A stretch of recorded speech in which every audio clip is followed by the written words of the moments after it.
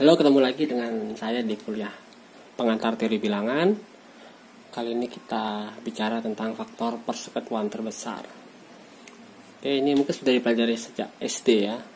Tapi mungkin di sini kita buat yang lebih formal gitu.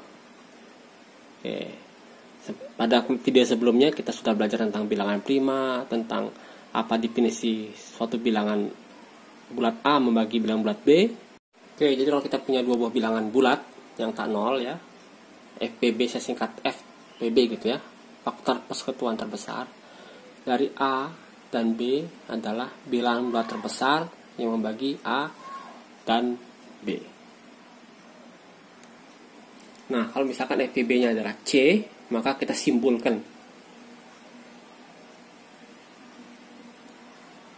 Oke, jadi A, B dalam kurung itu adalah FPB dari AB ya, itu sama dengan C. Ya, itu sekedar simbol aja. Atau C-nya boleh kita hapus ya. Jadi dalam kurung AB itu adalah simbol dari faktor persekutuan terbesar dari A dan B. Nah, misalnya kita punya dua buah bilangan bulat ya, misal 24 dan 84 ya.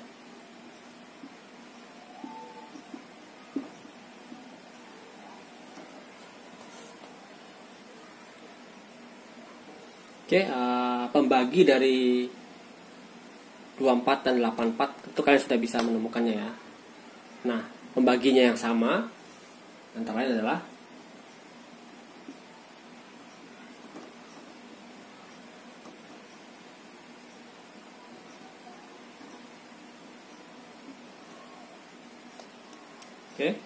dan satu lagi adalah plus minus 12.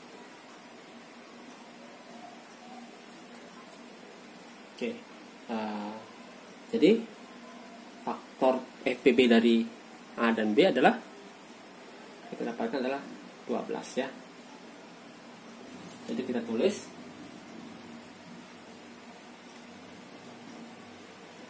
adalah 12 atau FPB dari 24 dan 84 adalah 12. Saya kira mudah ya, sudah biasa kalian kerjakan sejak SD. Nah, tapi pada kuliah teori bilangan ini kita akan sangat tertarik dari FPB dari dua buah bilangan yang FPB-nya adalah 1 ya. Dan itu punya definisi sendiri ya, namanya adalah relatif prima. Ya, jadi dua buah bilangan bulat dikatakan relatif prima apabila FPB-nya adalah 1. Contohnya adalah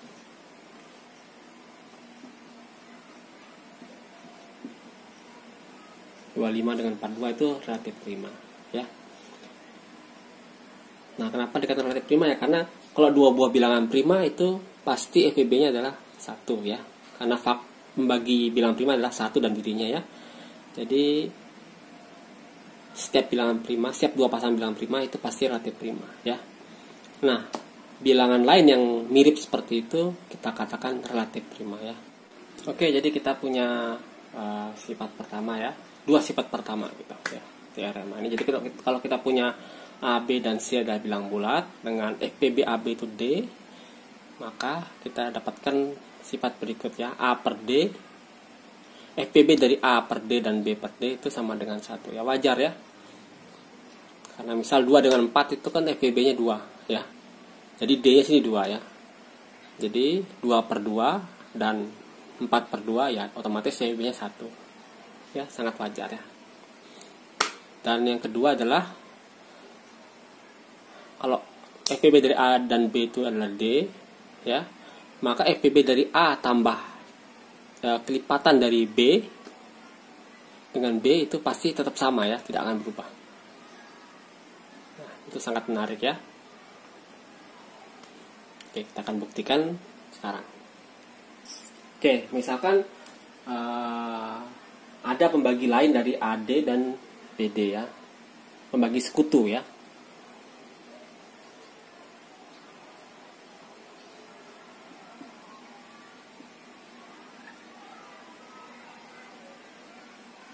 Ya, jadi E itu membagi AD dan E membagi BD. Apa yang kita dapat di sini? Jadi ada dari definisi pembagi ya. Jadi ada X dan Y ya. Sehingga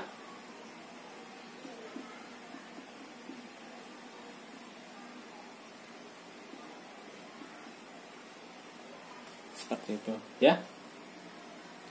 Nah, dengan kata lain kita dapatkan bahwa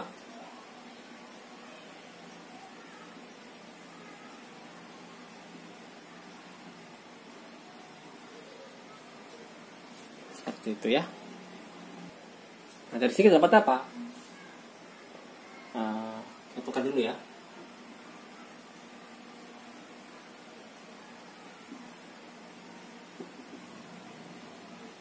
Ya, kita dapatkan bahwa DE ini adalah pembagi sekutu dari A dan B. Ya. Kalau E-nya lebih besar dari 1, otomatis DE ini adalah pembagi sekutu terbesar, ya. Atau faktor pembagi sekutu ya. Faktor persekutuan terbesar dari A dan B. Kalau E-nya besar dari 1, otomatis DE lebih besar lagi ya. Dan DE adalah faktor persekutuan dari A dan B. Akibatnya kontradiksi dengan D adalah faktor persekutuan terbesar dari D ya. Jadi apa kita punya? Kita punya E mau nggak mau harus 1 ya.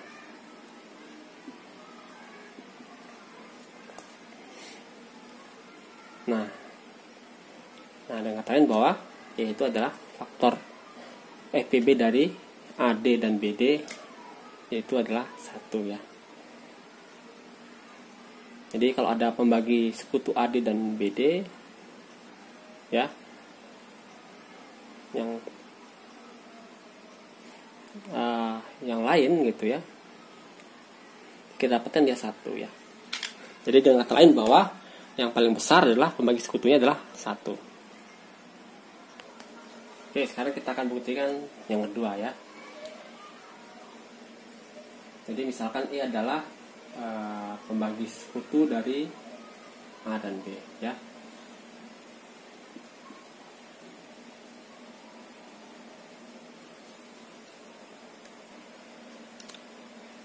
Nah, mungkin kalian ingat teorema pada video sebelumnya. Jadi kalau suatu bilangan membagi A dan B, maka bilangan itu membagi kombinasi linear dari AB ya.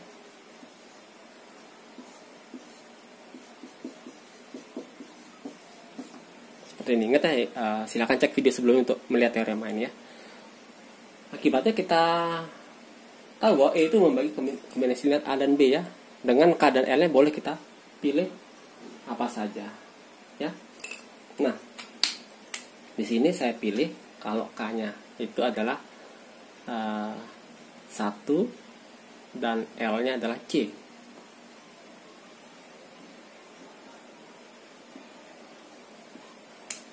Seperti itu. Dari sini apa kita dapat? Bahwa kalau E adalah pembagi sekutu dari A dan B, maka otomatis E juga merupakan pembagi sekutu dari A plus CB dan B ya. Oke, sebaliknya kalau kita punya pembagi sekutu dari B dan A plus CB, kita harus tunjukkan bahwa bilangan tersebut pembagi sekutu dari A dan B juga. Kalau begitu berarti pembagi sekutu dari A plus CB, B dengan A, B itu sama semua ya. Kalau udah bagi sekutu sama semua, otomatis yang terbesar juga sama ya.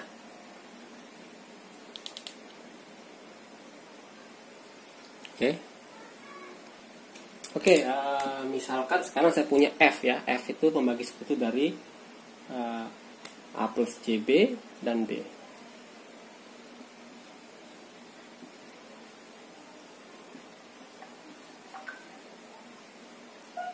Oke, kita akan tunjukkan bahwa F juga harus membagi A ya. Nah, tapi sekali lagi berdasarkan teorema yang mirip dengan ini tadi ya, jika F membagi A plus CB dan membagi B, otomatis F juga membagi kombinasi linearnya ya.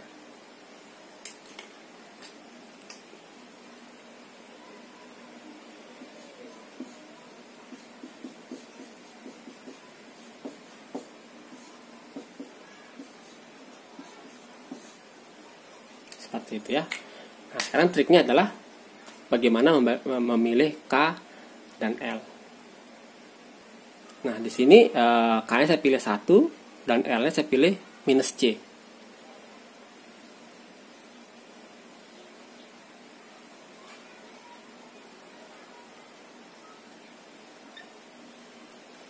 Oke, jadi K-nya 1 ya, dan L-nya adalah minus C. Jadi kita dapatkan apa?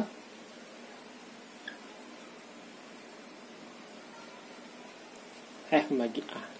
Nah, oke, dari video sebelumnya saya sudah sering mengatakan kombinasi linear dari dua buah bilangan bulat ya. Jadi kalau A dan B adalah bilangan bulat, maka MA tambah NB, MN bilangan bulat ya, dikatakan kombinasi linear dari A dan B. Oke. Sekarang kita akan kaitkan kombinasi linear ini dengan FBB. Oke, jadi inilah teorema kedua kita pada video ini. Jadi kalau kita punya A dan B bilangan bulat yang tak nol, FBB dari AB adalah bilangan bulat positif terkecil yang merupakan kombinasi linear dari A dan B. Oke, nah, ini salah satu teorema yang sangat terkenal ya. Oke, bukti dari teorema ini menggunakan well ordering property ya, video pertama kalau nggak salah ya, atau mungkin aksioma nilai terkecil ya. Oke, pertama kita buat himpunan ya. K. Oke, K-nya adalah himpunan semua kombinasi dari A dan B ya.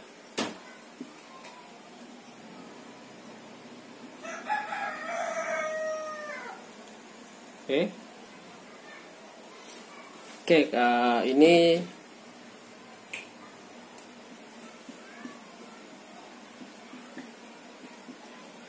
himpunannya yang kita ambil yang positif aja ya. Oke, tentu kita harus kecek dulu, mungkin nggak ini kosong ya, jadi nggak ada kombinasinya yang positif ya.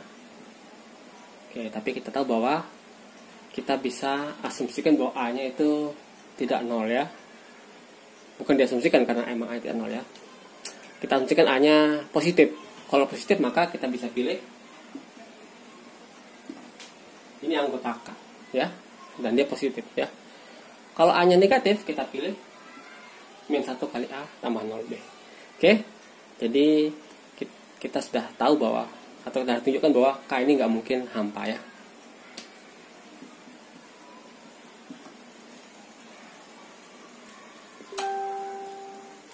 Nah, berdasarkan well ordering property atau aksioma nilai terkecil, kita tahu bahwa K itu punya unsur terkecil ya, karena ini adalah subset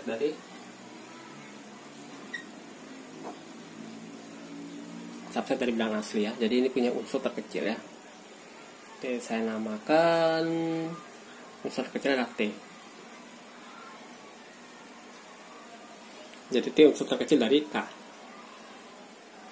Oke, kita akan tunjukkan bahwa T itu membagi A dan membagi B ya.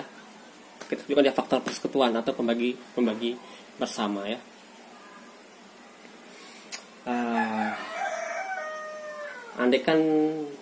Bukan andaikan tidak ya. Jadi sekarang berdasarkan algoritma pembagian, bisa kalian cek video sebelumnya ya. T itu positif kan. Nah, jadi kita dapatkan A sama dengan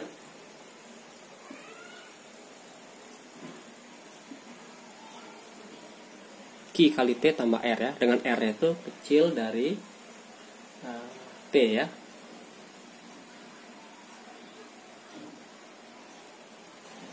Seperti itu ya. Ini menurut algoritma pembagian pasti bisa ditemukan bilangan bulat asli, bilangan bulat Q dan R yang murni seperti itu ya, dan tunggal lagi ya.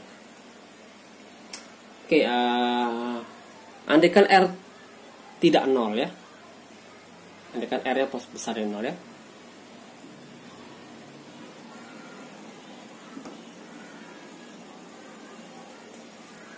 Oke, kita dapatkan R sama dengan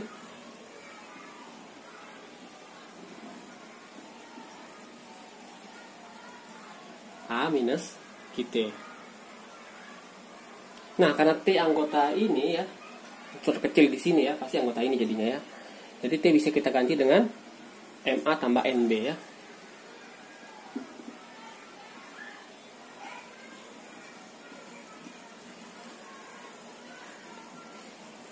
Oke, jadi kita akan dapatkan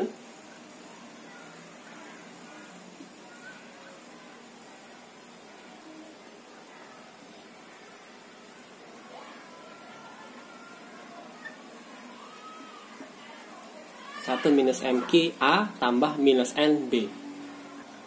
Maaf lupa Q-nya ini ke B juga ya. Jadi sini adalah min N ya. Seperti itu. Jadi apa kita perlu di sini? Bahwa R itu adalah anggota dari K juga. Ya. Jelas ya, karena sesuatu kali A tambah sesuatu kali B. Tapi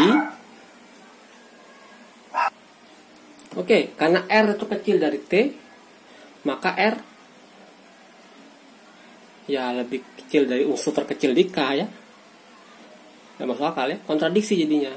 Jadi kalau R-nya tidak 0 atau positif ya, maka kita dapatkan bahwa T itu bukan unsur terkecil. Padahal kita tahu bahwa T tadi sudah kita pilih yang paling kecil ya. Jadi kontradiksi. Sehingga haruslah mau nggak mau R-nya harus 0 ya.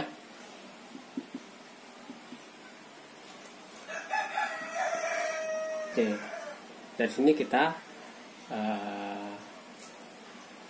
dapatkan bahwa R itu 0, jadi T itu membagi A. Oke, dengan cara serupa juga kita dapatkan bahwa R-nya pasti membagi T-nya membagi B juga ya. Dengan cara ya pasti sama, tinggal beda simbolnya aja ya. Jadi kita dapatkan T itu adalah pembagi sekutu dari A dan B.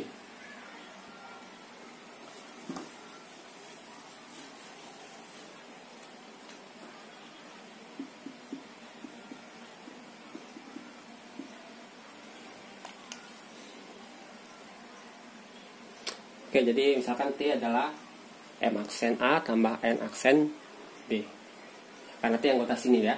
T itu ingat, T itu membagi sekutu dari A dan B. Oke, andai kan ada membagi sekutu lain, namakan S ya. S membagi A dan S membagi B. Nah, dengan teorema yang sebelumnya, maka S membagi kombinasi linear A dan B ya. Di video sebelumnya ingat ya.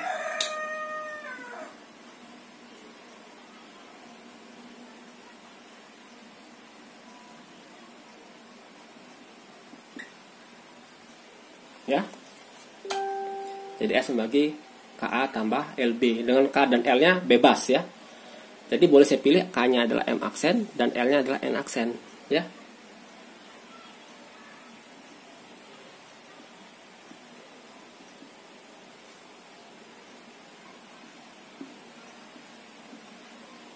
Ya. Karena L-nya sembarang, apapun dipilih pasti S itu membagi kombinasi linear ya. Oke, jadi dapat seperti ini akibatnya. S membagi T. Nah, ini artinya T itu atau S, T itu lebih besar dari S. Ya, lebih besar atau sama dengan S. Jadi, kalau ada pembagi sekutu dari A dan B pasti lebih besar atau sama dengan T. Jadi kesimpulannya T adalah FPB dari A dan B. Jelas ya. Nah, ada satu akibat yang jelas dari teorema barusan ya, bahwa kalau kita punya A dan B bilangan bulat ya, di mana satu bisa dituliskan sebagai kombinasi linear dari A dan B ya. Jadi jika satu bisa dituliskan sebagai kombinasi dari M dan A dan Oke, saya ulangin ya. Jika satu bisa dituliskan sebagai kombinasi linear A dan B, maka otomatis A dan B-nya FPB-nya 1 atau A dan B-nya relatif prima.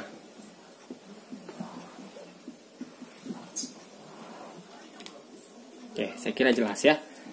Karena berdasarkan teorema sebelumnya, bilangan positif terkecil yang memenuhi kombinasi linear A dan B adalah FPB-nya. Kalau 1, otomatis dia paling besar ya. Ya, otomatis 1 udah paling kecil ya. Jadi otomatis FPB-nya adalah 1 dari A dan B ya. Oke, kali ini kita akan memperumum konsep dari FPB ya. Jika sebelumnya FPB itu hanya terkait dengan dua buah bilangan, sekarang kita misalkan punya n buah bilangan ya, A1, A2 sampai AN bilangan bulat ya. Jadi FPB dari A1 sampai AN adalah bilangan bulat terbesar yang membagi A1 hingga AN ya. Dengan kata lain, kita simbolkan dengan A1, A2, AN, dikasih kurung begitu ya. Jadi kalau kita punya contoh 3 buah bilangan yaitu 12, 18, dan 30,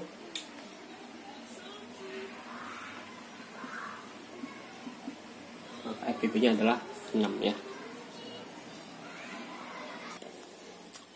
Oke, tentu pertanyaan paling mendasar dari definisi yang baru kita definisikan ini adalah kalau kita punya 10 bilangan bulat, kita mau cari FPB-nya, apa kita harus mengumpulkan semua pembagi masing-masing bilangan? Itu cukup ribet ya, tapi kita punya teorema untuk mempermudah hal ini. Jadi misalnya kita punya n buah bilangan bulat tak 0, A1 sampai AN, maka FPB dari A1, A2 sampai AN itu sama dengan FPB dari A1, A2 sampai AN-2 dan FPB dari AN-1 dan AN. Jadi misalkan kita punya 3 bilangan 12, 18, dan 30, kita ingin cari FPB-nya, bisa kita cari FPB dari 18 dan 30 lebih dulu ya.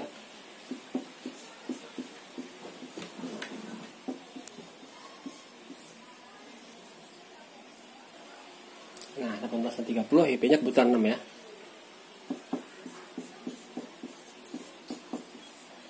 Jadi kita bisa dapatkan FPB dari 12, 18, 30 dengan cara seperti ini ya. Tapi kalau bilang bulatnya lebih banyak, tentu kita satu-satu ya, 2 di belakang, 2 di belakang, 2 di belakang, pelan-pelan ya, dikecilkan lama-lama gitu. Oke? Nah, tentu tidak mesti paling belakang ya, bisa juga yang depan kita cari FPB-nya, atau sembarang 2 buah bilangan ya. Oke? Jadi tidak begitu masalah, urutannya tidak begitu masalah.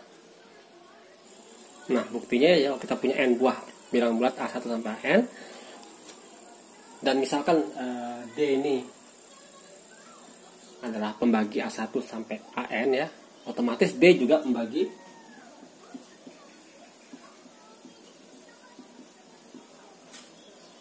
A-1 dan AN ya, karena membagi semua otomatis D membagi A1 dan AN, dan otomatis ini juga membagi. Oke, jadi D membagi merupakan salah satu membagi dari AN-1 dan AN ya.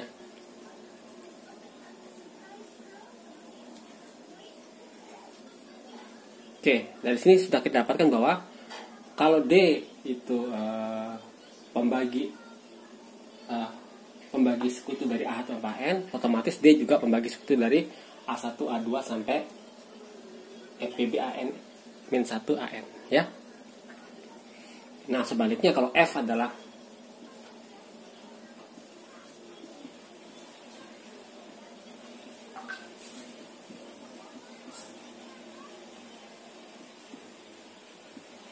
pembagi sekutu dari ini A1 sampai AN-2 dan FPB dari AN-1 AN, kita harus tunjukkan bahwa F juga pembagi sekutu dari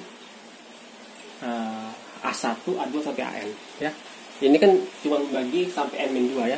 Tinggal saya tunjukkan dia membagi AN-1 dan AN ya. Tapi karena F membagi sekutu dari AN-1 dan AN, otomatis F juga membagi sekutu dari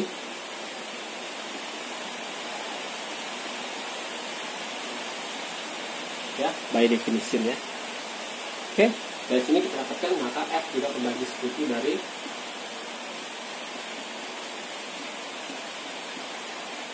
A1 sampai AN ya. Jadi kita dapatkan bahwa seperti bukti teorema sebelumnya bahwa pembagi sekutu dari yang ini otomatis jadi pembagi sekutu dari yang ini ya, dari sini. Dan sebaliknya argumen ini mengatakan pembagi sekutu dari ini otomatis juga pembagi sekutu dari ini ya. Jadi pembagi sekutu 2 buah kelompok bilangan itu sama persis, jadi otomatis FPB-nya sama. Jadi kita dapatkan tanda kesamaan. Oke, definisi FPB dari dua buah bilangan kita dapatkan apa istilahnya definisi baru ya. Saat FPB-nya 1 kita akan katakan dia relatif prima ya. Nah, kalau n buah bagaimana ya? Kalau n buah kita tidak bisa dapatkan persis sama ya. Kita dapatkan dua buah definisi baru ya, yaitu relatif prima mutuali sama relatif prima berpasangan ya. Jadi ini dikatakan satu ya.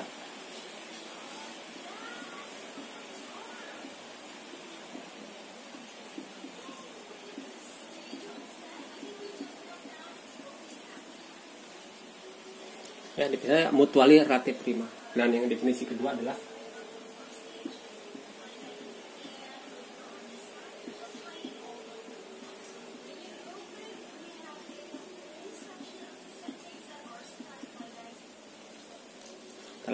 relatif prima berpasangan ya. Nah, bagaimana definisinya? Nah, yang pertama ini adalah relatif prima yang definisinya merupakan definisi langsung dari dua buah bilangan dikatakan relatif prima ya. Jadi perumuhan dari relatif prima yang kita kenal dari dua buah bilangan ya. Ya, ini jadi katakan mutuali relatif prima kalau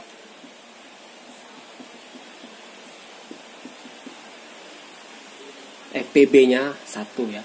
Jadi persis banget dengan definisi relatif prima yang reguler ya.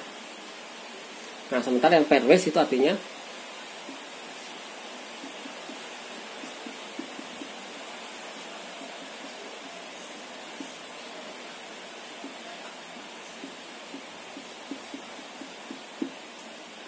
pairwise relatif prima atau relatif prima berpasangan kalau setiap dua pasangnya itu relatif prima ya untuk setiap indeks yang berbeda. Oke, pairwise relatif prima ini atau relatif prima berpasangan ini lebih kuat dibanding mutuali relatif prima ya. Karena kalau sepasang aja udah relatif prima ya, tentu otomatis n buahnya juga pasti relatif prima otomatis ya. Jadi A1 dengan A2 faktor persekutuannya 1, A1 dengan A3 1, A1 dengan A4 1, A2 dan A4 1 dan seterusnya. Akibatnya 1 adalah pembagi sekutu terbesar dari semuanya ya. Pembagi sekutu dari semuanya dan dia paling besar seperti gitu ya. Jadi E2 pasti mengakibatkan 1, tapi tidak sebaliknya.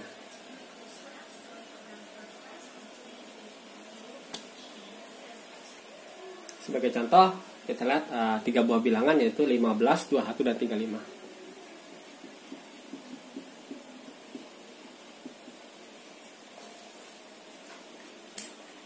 Oke, ini dengan teorema sebelumnya kita dapatkan ini sama dengan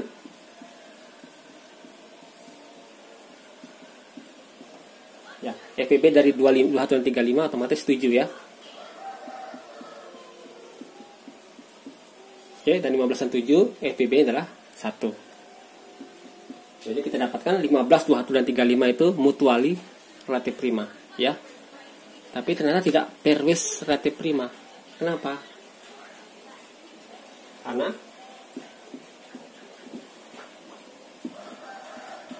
21 dengan 35 tidak 1 ya, tapi sama dengan 7 ya. Demikian juga dengan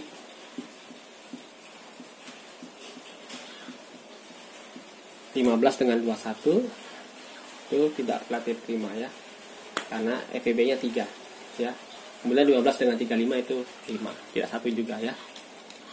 Jadi kalau pairwise relatif prima ini artinya semua pasangannya itu FPB-nya 1 ya. Tapi ini tidak cuman 1 ya, malah 3-3-nya tidak relatif prima. Oke, jadi itu bedanya. Oke, video tentang faktor persekutuan terbesar atau pembagi sekutu terbesar ini, pembagi bersama terbesar ini sampai di sini. Oke, kita akan ketemu lagi pada video selanjutnya.